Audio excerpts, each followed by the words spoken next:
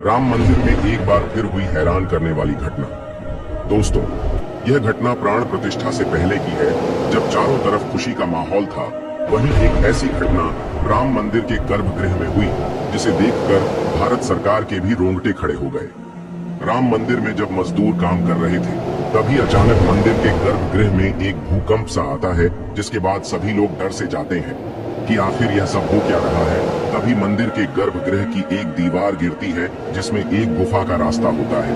तब वहां ठहरे सभी लोगों के मन में एक भी सवाल चल रहा होता है कि आखिर यह गुफा यहाँ आई तो आई कहां से। फिर वहां के लोगों ने इस घटना की जानकारी भारत सरकार को दी, जिसके बाद भारत सरकार ने इसके लिए नासा के वैज्ञानिकों को सूचित किया कि मंदिर के गर्भगृह में अचानक एक गुफा का निर्माण हो गया है।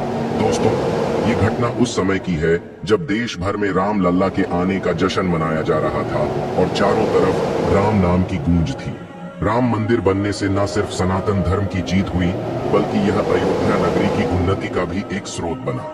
राम मंदिर में लोगों ने बहुत बढ़ चढ़कर हिस्सा लिया और इसी के साथ राम लल्ला की प्राण प्रतिष्ठा 22 जनवरी को कर दी गई। अब दोस्तों, होता यह है कि जब नासा की टीम अपने सभी इंस्ट्रूमेंट्स के साथ अयोध्या आती है, तो उन्हें रास्ते में भी एक चमत्कार देखने को मिलता है। दरअसल जैसे ही वह अयोध्या नगरी में प्रवेश करते हैं, उसके बाद तेज तेज हवाएं चलने लगती हैं और चारों तरफ घने बादल छा जाते हैं, जिसे देखकर बस में बैठे सभी नासा के वैज्ञानिक हैरान होते हैं कि ये सब हो क्या रहा है। तभी ड्राइवर की एक गलती के कारण बस में कुछ दिक्कत होती है, जिसके कारण बस गिरने से बच जाती है। तब उनमें से एक वैज्ञानिक देखता है कि किसी बंदर ने उनकी बस के एक टायर को पकड़ रखा है, और इस नजरे को देखने के बाद सभी को लगता है कि महाबली हनुमान उनके साथ ही चल रहे हैं। फिर सभी लोग अयोध्या में पहुंच जाते हैं। दोस्तों, वीडियो आगे बढ़ाने से पहले अगर आप भी श्री राम के सच्चे भक्त हैं, तो वीडियो को लाइक करें और चैनल को सब्सक्राइब करें। दोस्तों, राम मंदिर पहुंचने के बाद सभी वैज्ञानिक राम मंदिर में घुसते हैं और अपनी रिसर्च शुरू करते हैं। जब सबसे ज्यादा ताज्जुब की बात ये होती है, उस गुफा की मिट्टी का रंग लाल होता है, जिसे देखकर सभी वैज्ञानिक चौंक जाते हैं कि आखिर यह संभव कैसे हो सकता है। दोस्तों, चौंकने वाली बात ये थी कि वह मिट्टी सिर्फ और सिर्फ श्रीलंका की पहाड़ी में ही मिलती है। जिसके बाद वैज्ञानिक उसमें खुदाई का काम जारी रखते हैं और एक के बाद एक आश्चर्य वाली चीजें उन्हें उस गुफा में मिलती है, जिसमें सबसे पहले उन्हें एक वानर का कंकाल मिलता है, जो कि लंबाई में बहुत विशाल होता है। तब उस कंकाल की कार्बनिक रसायन से रिसर्च की जाती है, जिसके बाद ये पता चलता है कि वो कंकाल करीब 5000 वर्ष पुराना है, जिसे सुग्रीव का कंकाल बताया गया। अब आप सभी यह सोच रहे होंगे कि आखिर वैज्ञानिक इतने दावे के साथ कैसे कह सकते हैं कि वह सुग्रीव का कंकाल है। तो दोस्तों, आपकी जानकारी के लिए बता दें कि महाबली हनुमान चिरंजीवी हैं, जो कि समय के अंत तक इसी धरती पर प्रबल रहेंगे। अब एक सवाल और उठता है कि आखिर सुग्रीव का कंकाल इस गुफा में कहां से आया, क्योंकि जब प्रभु श्री राम ने जल समाधि ली, उस समय सभी लोग भी प्रभु श्री राम के साथ जाने के लिए कहते हैं और श्री राम सुग्रीव से कहते हैं कि आप अपना राजपाट संभालें, और अंत में सुग्रीव भी इसी सरयू नदी में जल समाधि ले लेते हैं। तो हो सकता है कि आंतरिक मार्ग से उनका कंकाल इस गुफा में आ गया हो। फिर दोस्तों, इसके बाद नासा टीम उस गुफा की ओर ज्यादा गहराई में जाती है, जहां उन्हें एक बहुत विशाल राम लल्ला की मूर्ति मिलती है, जो कि बिल्कुल हूबहू राम लल्ला से मिलती जुलती है। फिर उस मूर्ति को भी कार्बन विधि द्वारा देखा जाता है कि वह कितने वर्ष पुरानी है, जिसमें पता चलता है कि वह विक्रमादित्य के काल की है, जब राजा ने इस मंदिर का अपने राज में पुनः निर्माण करवाया था।